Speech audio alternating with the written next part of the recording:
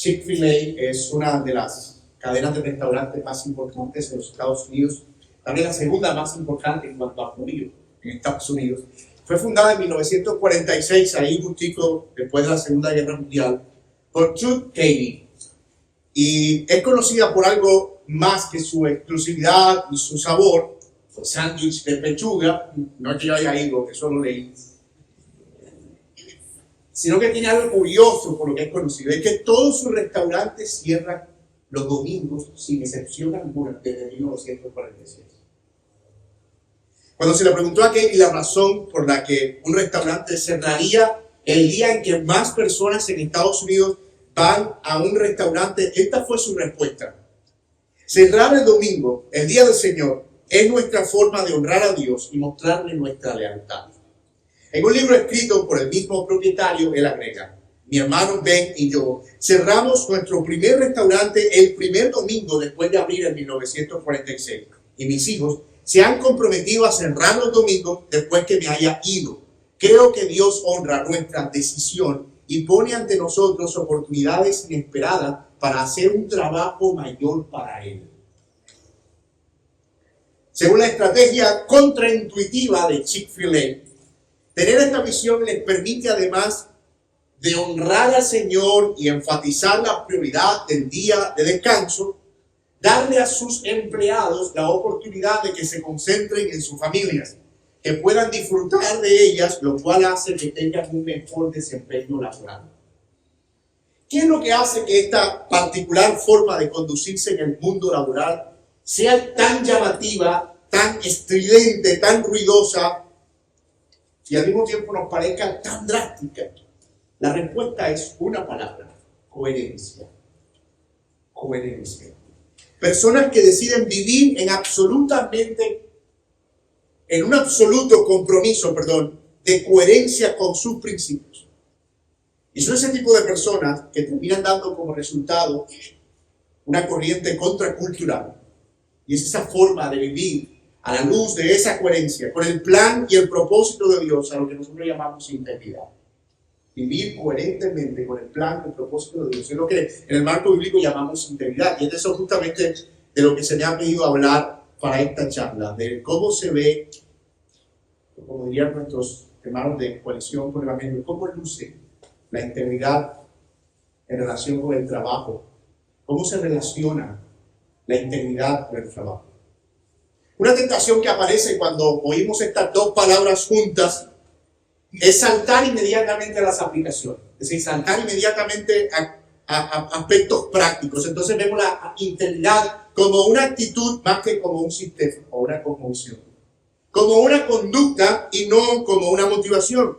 De hecho, podemos caer en el simplismo de pasar de entender el concepto del trabajo a simplemente pensar la integridad con cosas como ser más honesto, llegar más temprano, no quedarme con los vueltos, no llevarme los lapiceros para la casa, etc. Y si bien esas cosas están involucradas dentro de lo que entendemos como integridad, la integridad y el trabajo tienen una relación mucho más robusta.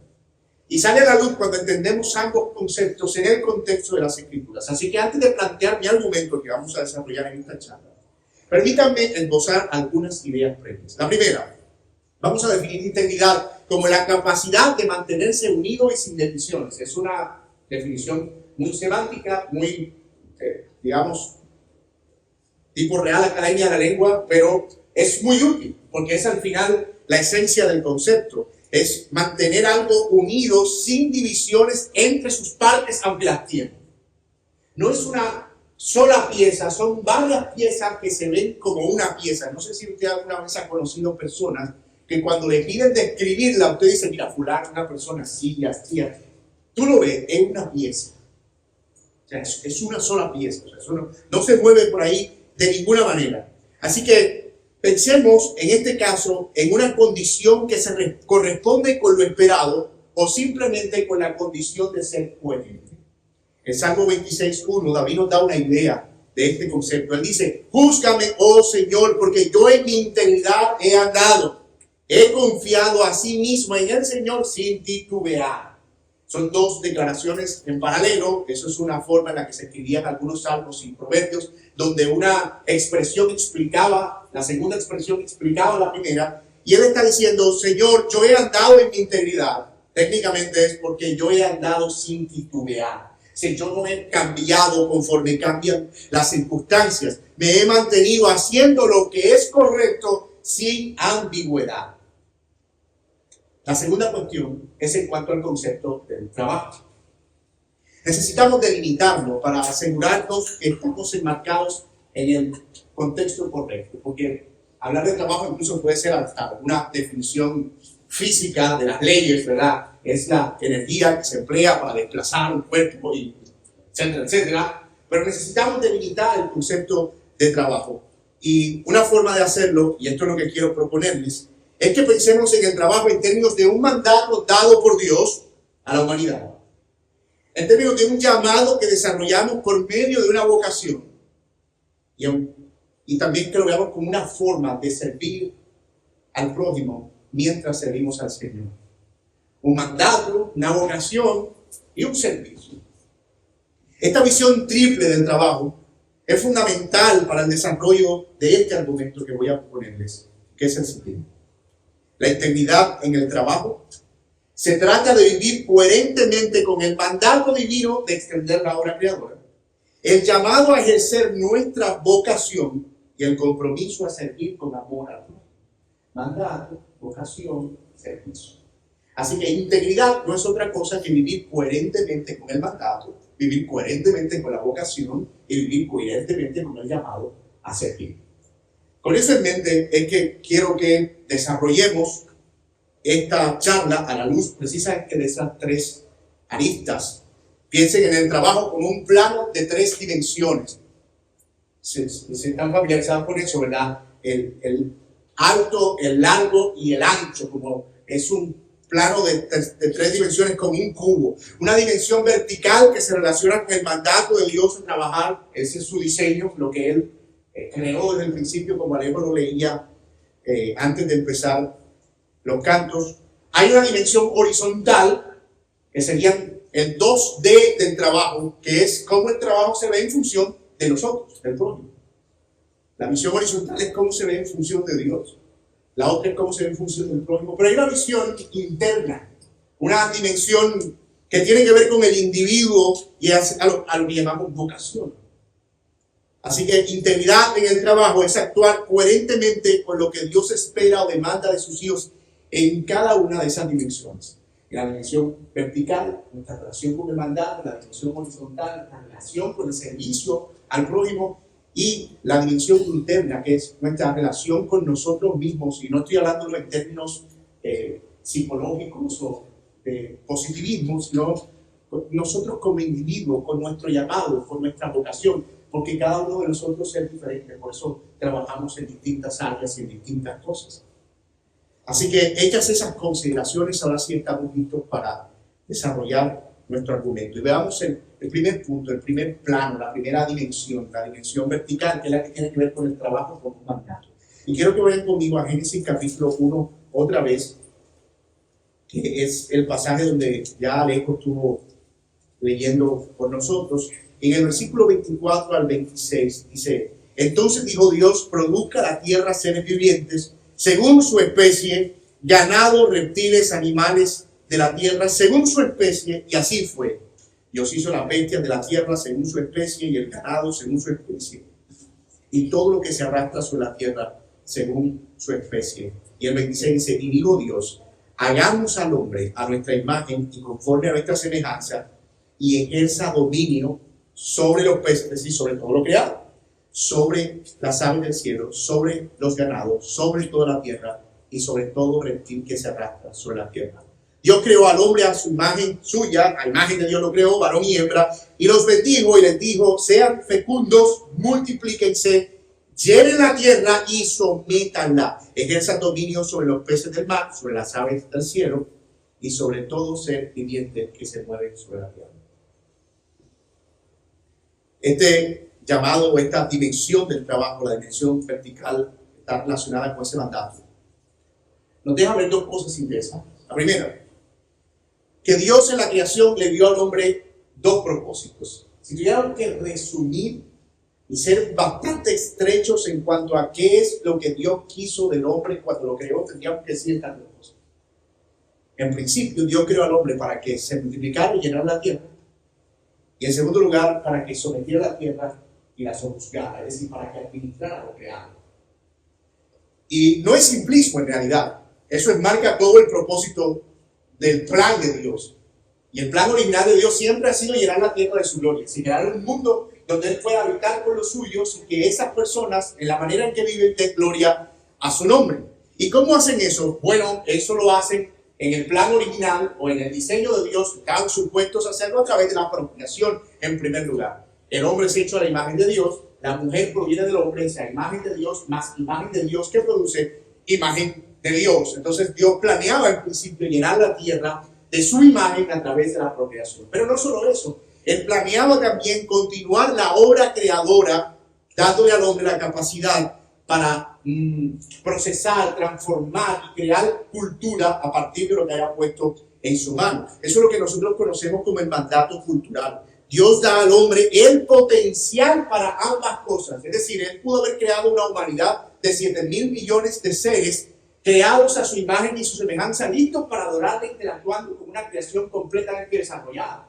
Pero no lo hizo. Él puso semillas. Adán y Eva eran una semilla y el huerto era una semilla. Adán y Eva necesitaban multiplicarse, pero el huerto también. Y el huerto no era una multiplicación en el sentido de que debíamos tener más huertos, sino una transformación de la materia que ellos tenían a través del esfuerzo y del trabajo. Eso plantea de entrada la idea de que el trabajo no se introdujo en el mundo como un accidente consecuencia del pecado. Y anula por completo la filosofía del negrito del batey que ustedes conocen, ¿verdad? A mí me llaman el negrito del batey porque el trabajo para mí es un enemigo, el trabajo lo hizo Dios como castigo. No. El trabajo no es un enemigo del hombre, y tampoco es una consecuencia del pecado, y tampoco es un castigo. El hombre estaba supuesto a dar gloria a Dios transformando lo que Dios había puesto en su mano. Porque pregúntate, Dios pudo haber creado puentes, metro para Bogotá, carreteras, hubiese podido crear todo de una vez, porque tiene la capacidad de hacerlo, pero no lo hizo.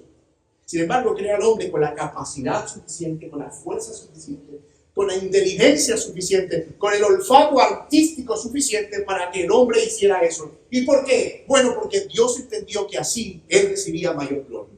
Que así el hombre, participando de esa extensión y de esa obra creadora, Él recibía mayor gloria. Y note, esto es tan importante que las únicas dos cosas, las primeras o principales dos cosas que el pecado afecta en el libro de Génesis son esas dos esencialmente. En cuanto al multiplicarse, a la mujer le dice, tú darás a luz con dolor. Y en cuanto al trabajo, dice, con el sudor de tu frente trabajarás. Es decir, el mandato cultural recibe un golpe directo con la caída en esas dos áreas específicamente. Y desde entonces, tanto parir como trabajar producen exactamente el mismo sentido de frustración, el mismo dolor, el mismo choque de realidad al encontrarnos con lo duro que resulta, como consecuencia precisamente del pecado. Ahora bien, quiero que piensen entonces en el trabajo, no como una consecuencia del pecado, ya lo dijimos, sino como lo que Dios quiso que hiciéramos desde el principio y como Él quiso que viviéramos. Por eso, el no trabajar es tan escandaloso. Por eso la pereza no es solo un pecado capital. La pereza es un acto flagrante de rebeldía al mandato cultural. Es decir, yo no creo que yo necesite hacer eso. Y entonces me dedico a no hacer nada y allí yo estoy yendo en contra de ese mandato divino. No solo la pereza es un pecado escandaloso socialmente, además de las limitaciones que vienen consigo, sino porque es esa rebeldía frentera. Por eso esta idea ya es de por sí abrumadora. No sé si ustedes pueden verlo. Porque visto desde esa perspectiva, toda tarea que nosotros hacemos, sea cual sea, es una colaboración con el Creador. Es decir, Dios continuó su obra creadora a través de nuestras manos, a través de nuestra mente, a través de nuestra creatividad. Dios está creando cosas a través de nosotros por medio de lo creado. Cada vez que nosotros estamos transformando este mundo que todavía, aunque gime por el pecado, cuenta la gloria de Dios. Y cada vez que nosotros estamos haciendo cosas, ya sea a través de servicios o de productos, nosotros estamos comunicando algo de ese carácter creador, de su sabiduría, de su inteligencia, de su belleza, de su bondad, de su creatividad, de su autosuficiencia, de su autosostenibilidad. El trabajo es una de las cosas que hacemos que más comunica la gloria de Dios. Sin embargo, es una de las cosas que más queremos que se trate de nosotros y no de Dios. Curiosamente, la gente ve el trabajo más como algo por lo que hay que orar cuando no hay. O por lo que hay que pedirle al Señor cuando el jefe está difícil o cuando no pagan hace 2 meses. Pero no como algo en lo que yo estoy involucrado continuamente con el Señor, cooperando con Él, extendiendo la obra creadora. Por ejemplo, la Biblia dice que Dios da pan al que come y da semilla al que siembra. Y eso es interesante, porque Dios no fabrica pan.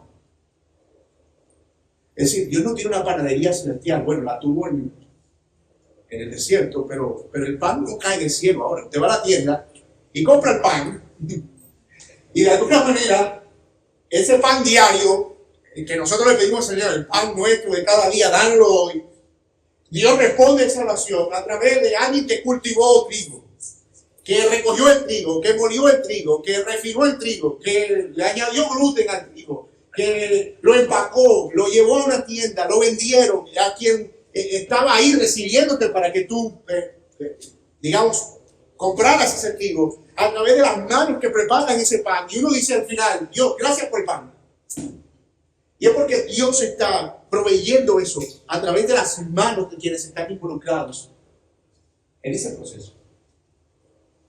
En el Salmo, tú puedes leer los Salmos continuamente, que Dios muestra su misericordia trayendo bien, produciendo frutos, trayendo pan, haciendo que los viñedos produzcan, y todo eso está involucrando trabajo continuamente. Y es interesante que ahí vemos cómo desde la perspectiva bíblica es Dios quien está extendiendo su obra creadora aún a través de la imagen quebrada en el hombre por causa del pecado. Él cuida de su creación, por ejemplo, por medio de los que trabajan en la salud.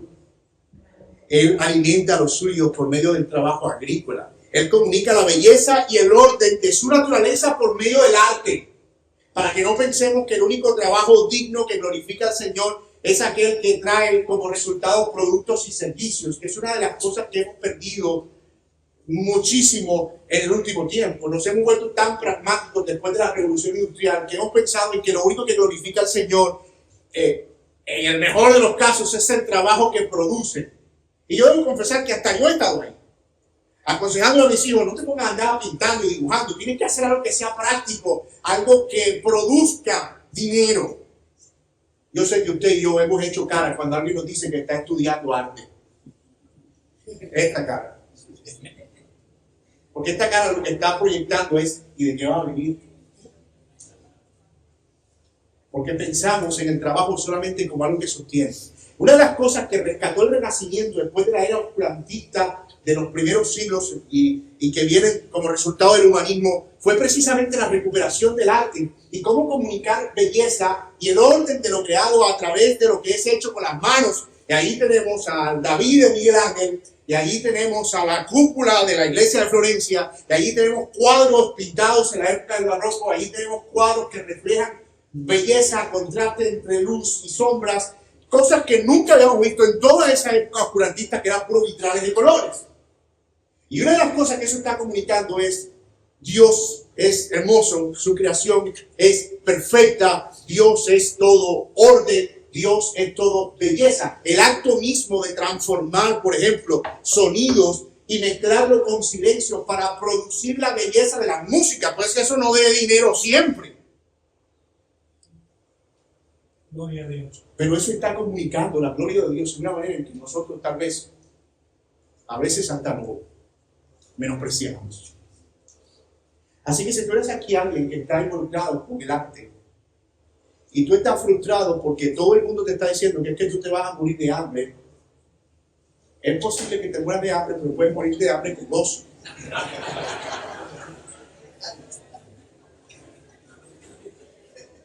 Porque puede ser que este mundo no esté listo para entender que lo que estás haciendo en las manos de Dios es algo que está comunicando su gloria. Y el hecho de no recibir la remuneración que esperas por eso no es a causa de la indignidad de lo que haces, sino del poco entendimiento y la afectación que hay en el mundo para no entenderlo. Tú puedes ver que entre más avanza el pecado, más se degrada la idea de lo que es bello y de lo que es hermoso. Yo tenía planeado quedarme aquí, pero estoy tratando de conectar esto de que el hecho de que el trabajo sea digno por lo que Dios creó hace que todo lo que se haga en este mundo tenga sentido siempre que comunique algo que ninguna otra especie puede comunicar. Los animales no pueden hacer arte, por lo menos no en el sentido en que la podemos comunicar nosotros. Los conceptos de belleza, de orden, de lo que es precioso, de lo que suena bien, de lo que se ve lindo, son conceptos impregnados en nosotros y el apreciarlos es el sello de la creación. Por lo tanto, incluso actividades que nosotros consideramos que son poco dignas son necesarias. El escribir, la poesía. ¿Tú qué eres? Yo soy como escritor. Inmediatamente hacemos la misma cara que el que nos dice que es artista.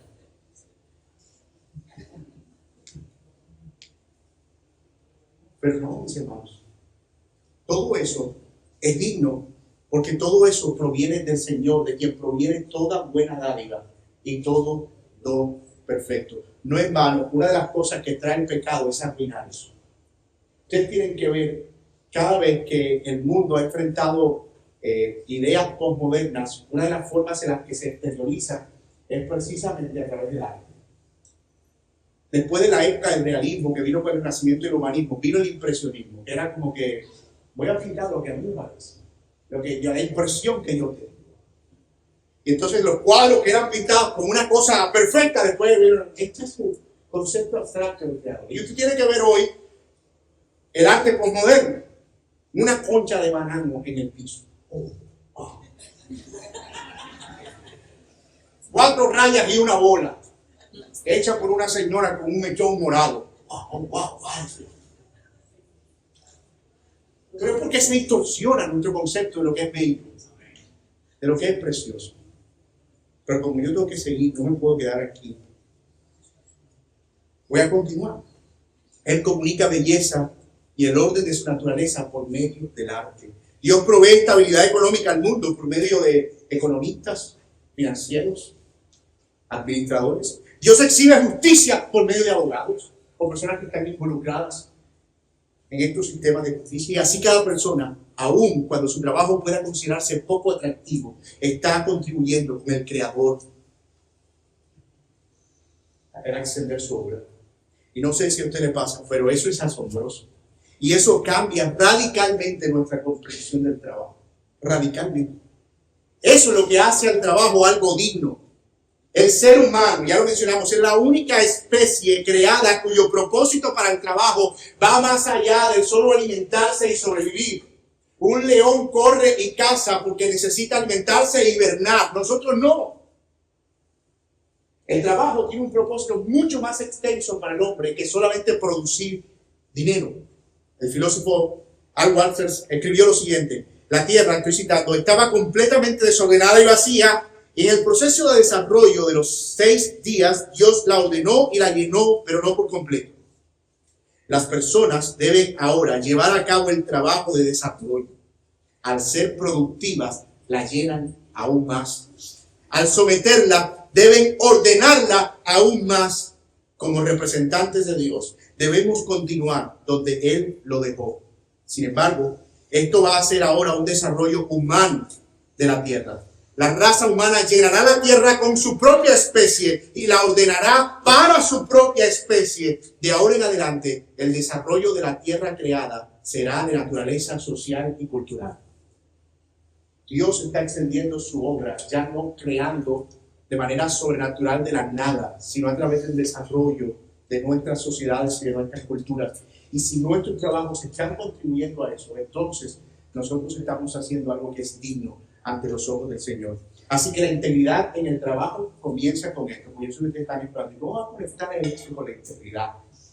¿Qué tiene eso que ver con no llevarme los lapiceros para casa? Bueno, La mayoría de personas piensan, y esto es lamentable, en el día en que por fin ya no trabajen, porque para ellos el trabajo es un mal necesario.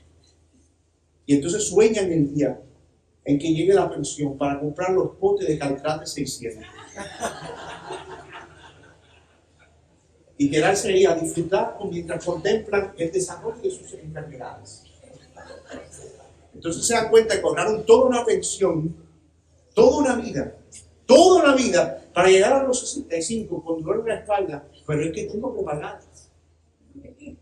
Yo lo tengo que pagar, yo ya tengo cuando quiero. Y eso termina convirtiéndose en una jactancia después de los 50. No esperar una cita. Mira, yo voy al médico cada vez que quiero, como si eso fuera algo loable. Y lamentablemente esa es la meta, a lo que las personas aspiran. Yo creo que aquí fue mismo el día que estábamos despidiendo a alguien que les conté sobre la historia de que Piper usó de las ostras y de las personas que están esperando el día en que por fin puedan comprar una casa frente a la playa o en Minca e irse ahí con un palito a cazar ostras. Como si fuera la máxima realización de la vida. Y hemos idealizado eso.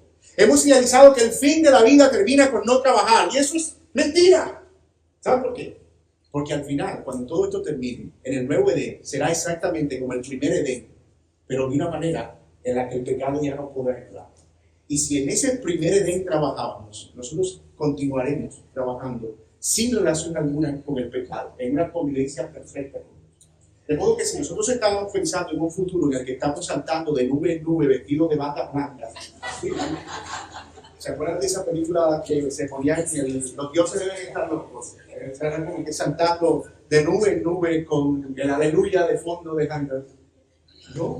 No, porque lo que dice Apocalipsis es que Él creará un cielo nuevo y una tierra nueva donde mora la justicia. Es decir, un Edén nuevo donde Él estará reinando con su pueblo, con los suyos. El plan inicial de Dios retomado, pero ahora potenciado por la idea de que un día fuimos rescatados de nuestro pecado y impulsados por un sentido profundísimo de gratitud. Amén.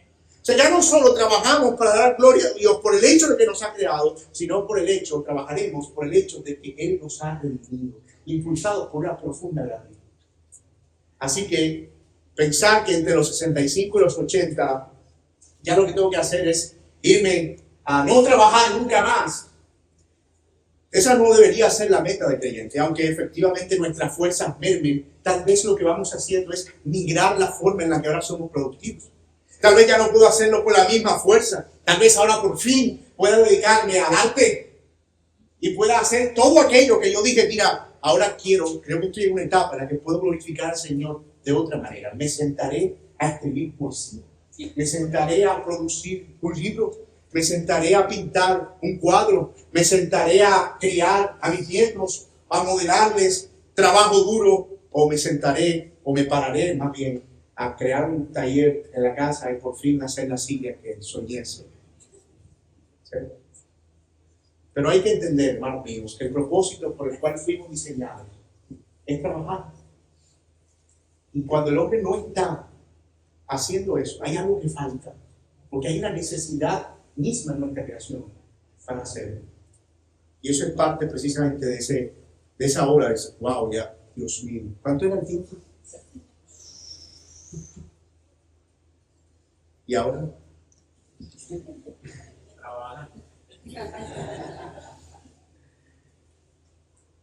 Ya dije, puede que un día no lo hagamos con la misma fuerza, pero lo haremos como una transición, como un degradado hacia el trabajo de la eternidad. La otra cosa que vemos respecto a la integridad aquí, en este punto, es relacionado con el mandato de patrón y descanso que vemos en la creación. El primer acto de integridad con respecto al trabajo es trabajar. Trabajar. Lo más íntegro que podemos hacer en el trabajo es eso, trabajar. Pero la otra cosa íntegra, coherente con el mandato de Dios, que está relacionada con lo que Dios nos pide, es descansar. Dios no nos diseñó como máquinas para trabajar sin descanso. Él nos modeló un patrón de trabajo y descanso para que pudiéramos contemplar la obra hecha y también para poder disfrutar sus frutos. Hay gente tan ocupada en trabajar que no tiene tiempo para gastarse de lo que gana trabajando. Eso es una tragedia. Que no tiene tiempo para disfrutar de lo que gana trabajando. Pero todos hemos experimentado esta sensación de construir algo, dar 2 pasos atrás, ponerte las manos en la cintura y contemplarlo. Y decir, wow, qué lindo, qué bien. Wow. Es exactamente eso lo que hizo el Señor el 7º día de la creación. Después de contemplar, después de haber creado todo, Él se sienta, bueno, es una forma metafórica o antropomórfica de decirlo, y contempla lo creado y vio que todo era bueno de gran manera y reposó Dios de toda su obra, lo cual implicaba adoración por contemplar esto. El patrón de trabajo y descanso es un patrón natural, es un patrón del diseño de la creación, de nuestra relación vertical con Dios. No es íntegro con relación al mandato, es decir, no es coherente con el mandato de Dios trabajar sin considerar el descanso como parte del diseño de Dios para nosotros. Pero dicho descanso, tal como se ve, es cíclico, culminante, no es algo en lo que yo estoy permanente. Hay gente que trabaja para interrumpir su descanso, no es como que descansa para interrumpir su trabajo. Se toman en serio esto de que ellos invierten el rol. 7 por 1, yo sé no, 1 por 7. Un día de trabajo por 7 de descanso. Eso por supuesto no tiene ninguna presentación. Nuestro compromiso es continuar la obra creadora. Pero eso no puede convertirse en algo sin descanso permanente. Dios nos diseñó para descansar. Así que algunos aspectos prácticos ya para recoger estas ideas y pasar a la siguiente. Es íntegro trabajar con esfuerzo en aquello que tengamos oportunidad, porque todo trabajo es digno y no hay trabajo más especial que otro. 2. Es íntegro poner todo nuestro esfuerzo en continuar la obra creadora. La pereza es pecado al mismo tiempo que desobediencia flagrante al mandato cultural. 3. Es íntegro si tienes una empresa que proveas a tus empleados los espacios necesarios para el descanso y el disfrute de su trabajo por medio de una paga justa. Eso es íntegro. Es íntegro si eres empleado, trabajar y respetar los ciclos de descanso. El trabajo incansable y sin pausas no es una virtud, es una necedad. Es íntegro, como diría alguien, que si no trabajas o no tienes trabajo, tu trabajo sea buscar trabajo. Es íntegro. No es íntegro depender del trabajo de otros para nuestro sustento cuando tenemos la fuerza suficiente y la capacidad para ser productivos. De hecho, no solo no es íntegro, es parasitario. Es consumir los bienes de otros, es robar. Pablo dice en Efesios acerca de los que eran negligentes con el tema del trabajo. Él les dice, miren, si alguno entre ustedes no está trabajando, que tampoco. No es posible que una persona que no esté trabajando esté glorificando al Señor, porque además está consumiendo los recursos de alguien que sí lo está haciendo. Y eso, por supuesto, es un problema. Eso es un problema. También dicen, no robarás. El que hurtaba, no hurte más, perdón, sino que trabaje para que teniendo pueda compartir con otros. Es interesante que él contrasta el no trabajar con robo. El que hurtaba no hurte más, lo contrario es trabaje. Así que hay un sentido ahí de integridad o de no integridad cuando no se trabaja. Y eso es algo no menor. Así que estamos listos ahora para continuar en la segunda dimensión del trabajo. Ya vimos la dimensión vertical y vimos cómo se ve la integridad en el trabajo desde esa perspectiva. Ahora vamos a ver la segunda, que diríamos es la horizontal, pero no, vamos a continuar con la dimensión interna, la dimensión del yo, la vocación, un andar coherente con nuestra vocación en los 8 minutos que nos restan.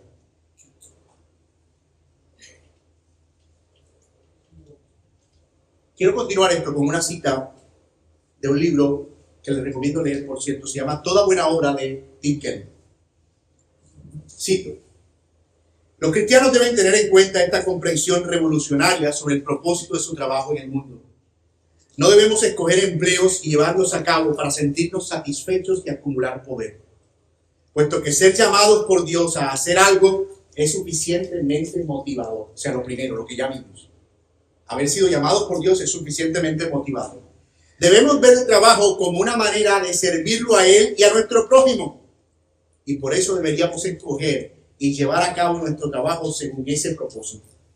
La pregunta en cuanto a nuestra elección sigue diciendo que el laboral ya no es cuál me haría ganar más dinero y me daría más estatus.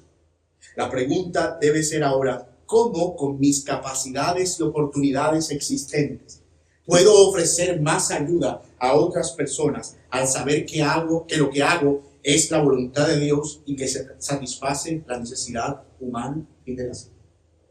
Voy a leer eso último de nuevo. La pregunta en cuanto a nuestra elección laboral ya no es cuál me haría ganar más dinero y me daría el mejor estatus.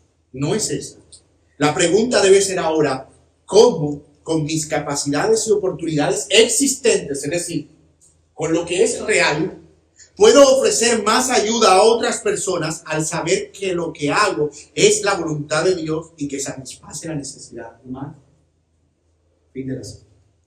Esta es la segunda dimensión que vamos a abordar, la dimensión interna, la de la vocación.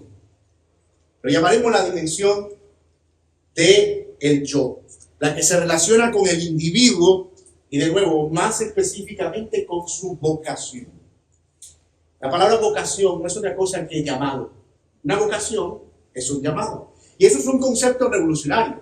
Ver el trabajo como un llamado, es posible que lo digamos más rápido de lo que lo pensamos. Pero ver el trabajo como un llamado lo que implica es que hay alguien que está esperando que yo lo haga. Es decir, un llamado ya involucra algo que yo no hago por mí.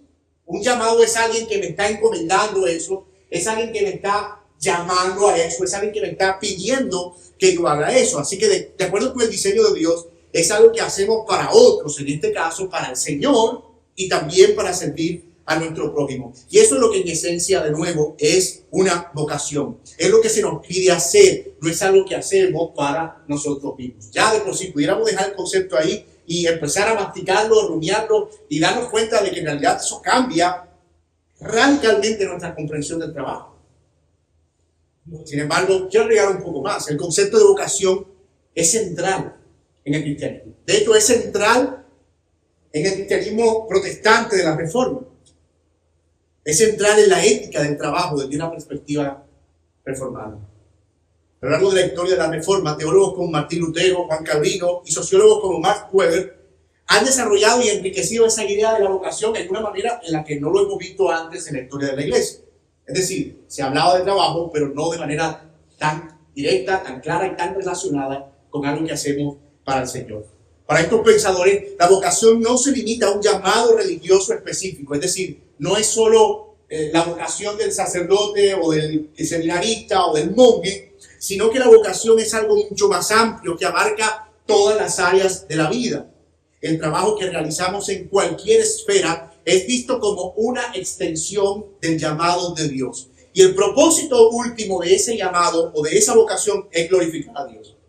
Esto es una idea que hoy asimilamos sin ningún problema, pero una idea completamente revolucionaria en los días de la Reforma, en donde el catolicismo había enseñado que en realidad el trabajo era el ministro del batel, era una consecuencia del pecado y de la caída, por lo que ellos debían estar continuamente buscando formas en las que glorificar al Señor a través de actos religiosos, pero veía que el trabajo con menosprecio lo que los hacía menos productivos y lo que los hacía menos preocupados por hacer las cosas con excelencia. La gente técnicamente trabajaba por trabajar, porque no veía ningún sentido en eso. Así que esta idea reformada es completamente revolucionaria. Desde la perspectiva de Lutero, la vocación, o el beruf, como él lo llamó, no se refiere exclusivamente a roles dentro de la iglesia como el sacerdocio o como el monasterio, sino a cualquier ocupación legítima. Ella tiene igual valor delante de Dios. Él rechaza, Lutero, en su planteamiento, la jerarquía medieval que situaba a la vocación religiosa por encima de las otras vocaciones. Es decir, a los únicos que están cumpliendo el llamado divino son los sacerdotes. Entonces la gente estaba en esta dicotomía de que si no estaban sirviendo a Dios en la esfera religiosa, entonces no estaban sirviendo a Dios. Y tú puedes ver mucho de ese pensamiento hoy en día.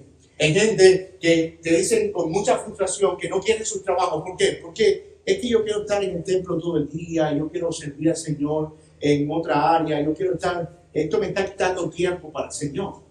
Y no es que les está impidiendo congregarse, no es que les está pidiendo tener comunión, no es que les está pidiendo hacer algo significativo para el Señor. Es que ellos entienden que servir al Señor es estar involucrado necesariamente en las cosas eclesiásticas. Entonces, fíjate cómo esto ya cambia radicalmente la comprensión y elimina esta idea de que hay una diferencia entre lo secular y lo espiritual. Si el creyente hace todo para la gloria de Dios, el creyente no hace ningún trabajo secular. Esa idea es medieval. No es una idea que provenga de la Biblia ni de la Reforma Protestante. La Reforma Protestante derriba esa pared. Dice, no hay trabajo secular y no hay trabajo espiritual, porque todo trabajo es digno en primer lugar y todo trabajo da gloria a Dios en la medida en que sirve al prójimo. Así que eso cambia completamente el panorama y empieza a crear unas dinámicas económicas distintas. Europa completa fue transformada por ese pensamiento. Y de hecho, el origen del capitalismo como sistema, no estoy hablando del capitalismo basado en el consumo, sino el capitalismo como el sistema en el que se proveen bienes y servicios de intercambio, en el que el que lo recibe y el que lo da reciben ambos el beneficio. Es decir, yo estoy contento porque te estoy vendiendo algo y yo estoy contento porque me está resolviendo una necesidad. Es decir, el capitalismo, digamos, primitivo, se ancla o se apalanca precisamente en esa idea.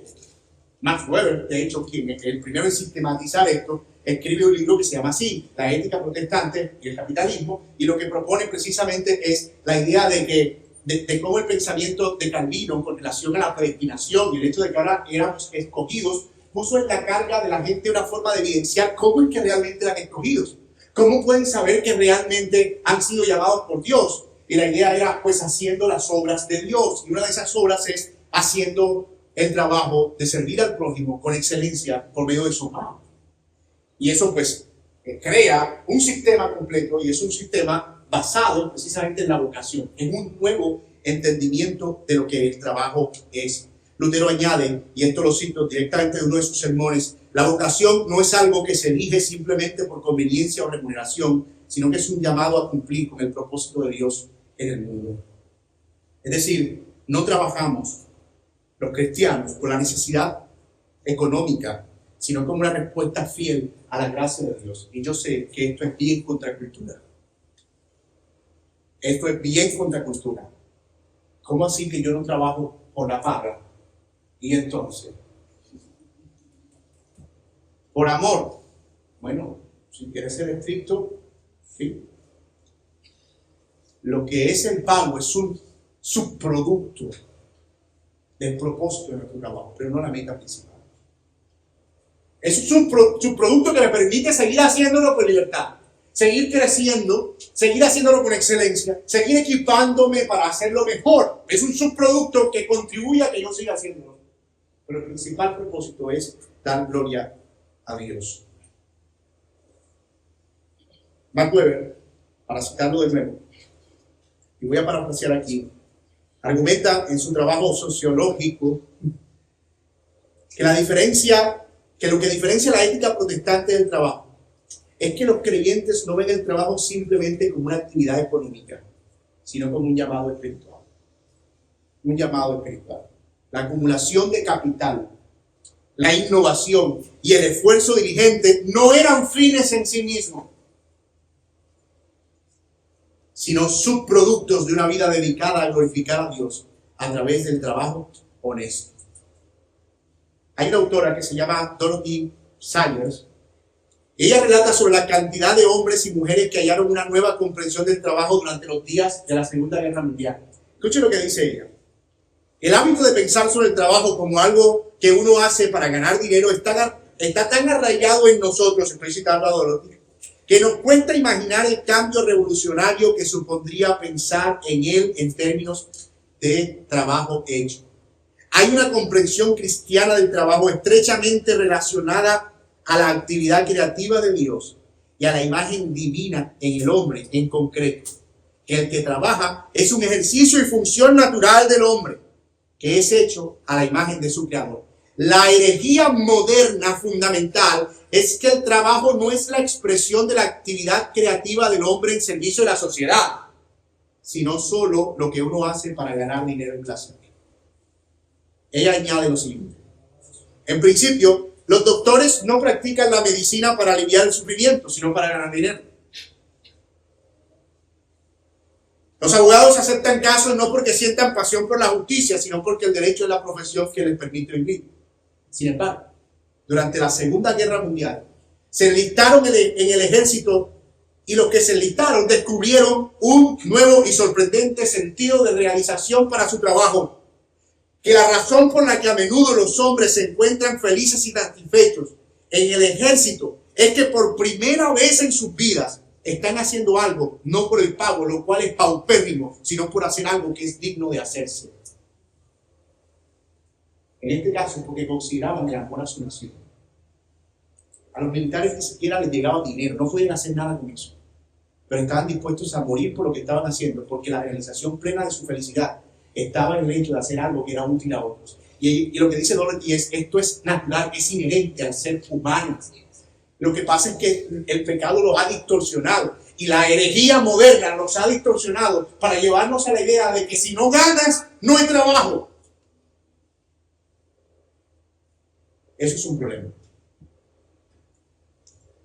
Ahora bien, visto desde esta perspectiva, la integridad es actuar coherentemente en nuestro trabajo como lo que es un llamado. Es íntegro trabajar con gozo en lo que Dios nos ha llamado, independientemente de que no sea algo que tenga alta demanda. Se trata de trabajar con los ojos puestos en el llamado y no necesariamente en lo que otros juzgan como digno. 2. Es íntegro esforzarme y hacer todo lo que esté a mi alcance para desarrollar mis talentos y dones para ser cada vez más excelente en mi vocación. A veces perdemos tanto tiempo tratando de explorar en qué somos buenos cuando en realidad lo sabemos y solo que no queremos desarrollar eso porque hemos comprado la idea de que lo que necesito es dinero. Y yo no piense aquí que yo vivo del aire. O sea, por supuesto que necesitamos dinero. No es que yo tomo agua, me paro el sol y hago fotosíntesis. Para mí no me cuesta dinero. Todos necesitamos dinero. El problema es que cuando convertimos eso en la mente de la gente, no es íntegro entonces envidiar el trabajo y los frutos del trabajo de otros. No es íntegro entonces desacreditar el trabajo que otros hacen. Todos hemos tenido a este reparador de aire que llega a pegar el aire de nosotros y él no puede resistir la tentación de decir, oye, el piso hizo una empanada. O sea, él no puede evitar el comentario del que hizo el trabajo anterior. No puede, es que es imposible. Es como cuando lleva el carro al mecánico. Oye, ¿qué te hizo el flatillo? Y lo curioso es que tú después llevas el carro a otro mecánico y te habla más de los dos anteriores. Porque nunca hay un mecánico bueno. Yo nunca he oído a alguien que me diga, oye, esta persona, yo lo había hecho de otra manera, pero se nota que hizo un buen esfuerzo. ¿No? Oye, intentó resolver, qué bueno. No, eso no es íntegro. Eso no es parte de nuestro trabajo. Es íntegro animar a otros a desarrollar sus dones y talentos en la medida en que cultivamos gozo y contentamiento por lo que Dios nos ha dado. Yo lo he dicho otras veces, la envidia no es otra cosa que desear o de no estar contento y con gozo sabiendo que Dios le ha dado a otras personas algo que a mí no. Es íntegro manifestar gozo y contentamiento y ánimo por el don y las habilidades que Dios ha dado. Óyeme, qué trabajo impresionante que pasa. Yo soy embelecido viendo videos de gente que hace cosas bien. No sé si a ustedes les pasa, pero es que hay gente que empieza a hacer talladines, que recuperan esos carros viejos y los limpian y después que yo me quedo así. Eso es impresionante. Hay gente que tiene unas habilidades impresionantes. Y cada vez que tú veas a alguien haciendo algo bueno, no te guardes nada. Oye, tú eres buenísimo en lo que haces. Eso es integridad. Eso es saber que eso está viniendo del Señor, que eso está contribuyendo a resolver necesidades y anima a la gente también a poder seguir haciendo eso bueno. Que muchas veces nosotros somos más instrumentos del diablo, pareciera. Está la gente haciendo su mejor esfuerzo. Oye, eso está como chueco ahí. Yo no soy experto, pero pues si eres experto, este no es mi campo, pero es como cuando uno va al médico a recetarse. Doctor, yo estoy aquí, pero yo en Google estuve viendo que yo tengo es una... Y que de pronto lo que a mí me podría servir, ¿será que usted me lo puede recetar? Hay un médico aquí, ¿no? ¿Sí? Hay un médico aquí, usted sabrá lo que eso se siente. Usted quiere girar el talonario todavía se dan el talonario, ¿verdad? Miren, recéntese usted mismo. Es más, usted me puede atender a mí. Es íntegro trabajar principalmente en función del ejercicio de nuestra vocación y no solo por el dinero que podemos recibir como pago. Y creo, hermano, eso libera mucho.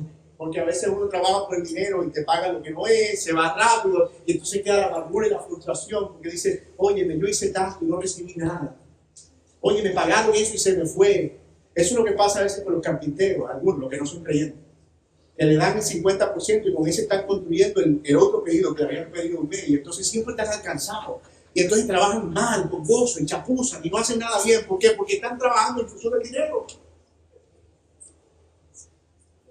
Hemos visto entonces esa dimensión vertical y ya me dijeron que no tengo mucho tiempo, nos queda una dimensión que es la horizontal y solamente voy a mencionar por encima y es el hecho de que la Biblia señala que el trabajo en realidad es un servicio. Todo lo que nosotros hacemos para los hombres lo estamos haciendo para el Señor. Dice Colosenses 3:23, todo lo que hagan, háganlo de corazón para el Señor y no para los hombres, sabiendo que del Señor recibirán recompensa. Y ese pasaje nos recuerda que todo lo que estamos haciendo para los hombres aquí es como si lo estuviéramos haciendo para el Señor. De hecho, un texto más claro en eso es Efesios 6:7. Dice, sirvan de buena voluntad como al Señor y no a los hombres. En otras palabras, hagan de cuenta que lo que están haciendo a los hombres lo están haciendo a mí. Y esa comprensión cambia radicalmente la forma en la que nosotros hacemos lo que hacemos en el plan de servir a otros. Ahora bien, eso es asombroso. Jesús dijo, ustedes un día yo tuve hambre, me dieron de comer, tuve sed, me dieron de beber, tuve sin ropa y me vestieron. Y yo dije, ¿y cuándo hicimos eso, Señor? Pues bueno, cuando a uno de estos pequeños lo hicieron, a mí me lo hicieron. Eso es una idea brutal, de saber que mi trabajo está contribuyendo al servicio a Dios en la medida en que estoy sirviendo al prójimo. Es asombroso, porque puede que no seas un predicador, ni un diácono, ni un líder de grupo pequeño, ni una persona que está teniendo una posición prominente, pero Dios te tiene sirviendo todos los días ahí en donde estás, en tu trabajo, en la manera en que estás sirviendo. Eso cambia nuestra actitud, nos da una nueva disposición, pone gozo en nuestro corazón, cambia nuestra dimensión del trabajo por completo. Y algunos puntos prácticos sobre esta integridad en términos del servicio. Es íntegro trabajar con amor y compasión. La integridad en el trabajo nos llama a actuar con amor genuino hacia aquellos que servimos.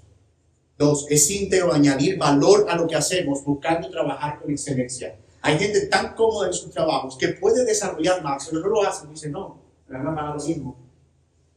Eso es mediocre, egoísta, absolutamente egoísta. Si tú puedes añadir valor a lo que estás haciendo, la paga es lo de menos. Y créeme, la mayoría de veces viene como consecuencia. Si yo soy un empleador, y tengo un empleado que noto que está haciendo más y añadiendo valor a lo que yo estoy haciendo, yo voy a querer ese empleado conmigo. Yo voy a querer que sus condiciones mejoren. Yo voy a querer que él esté mejor. Un hermano me escribía el otro día y me decía, oye, me gustó mucho una charla que diste sobre inteligencia artificial. Me gustaría aplicarla, pero no quiero, porque es que después si empiezo a usar la inteligencia artificial en mi trabajo, me ponen a hacer más cosas. Y yo le dije, pero no lo ves como una tremenda oportunidad. Que tú puedas ayudar a desarrollar la empresa de la persona que te está pagando para que tú sostengas a tu familia. Y a las personas a las que le vas a ofrecer un mejor servicio que sea más excelente, que lo hagas más rápido, que te vayas más temprano a casa, que tengas más tiempo con tus hijos. Pero tú estás pensando en que te van a seguir pagando lo mismo.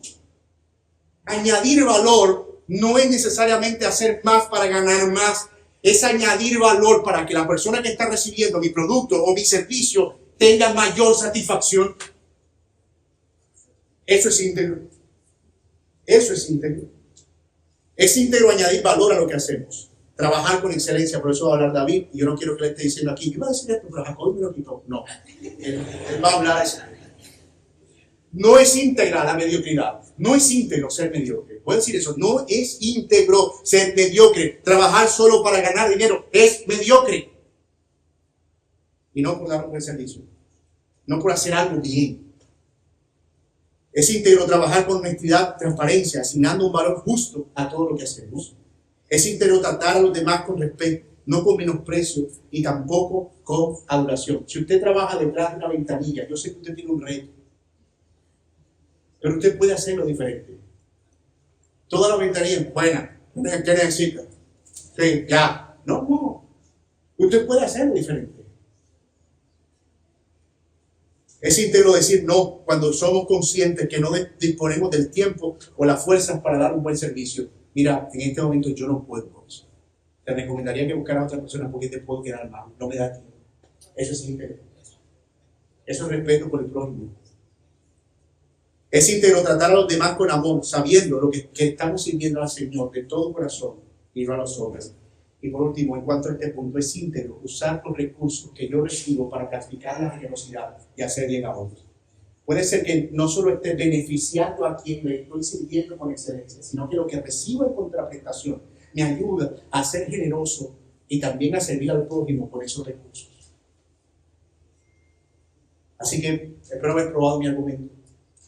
La integridad es vivir coherentemente con el llamado de Dios en la dimensión vertical, que es el mandato, en la dimensión interna, que es la vocación, y en la dimensión externa, que es la del servicio. Es difícil, y yo no quiero que nadie se sienta abrumado. La realidad es que podemos salir de aquí diciendo, él tiene razón, pero encontrarnos con la pared de que es duro. Sí, y el Señor dijo que iba a ser duro. Con el sudor de tu frente trabajarás. Pero el Señor nos ha redimido, nos ha dado a Cristo, nos ha hecho nuevas criaturas, y ahora tenemos una nueva facultad para hacer las cosas tal como Él las quiere.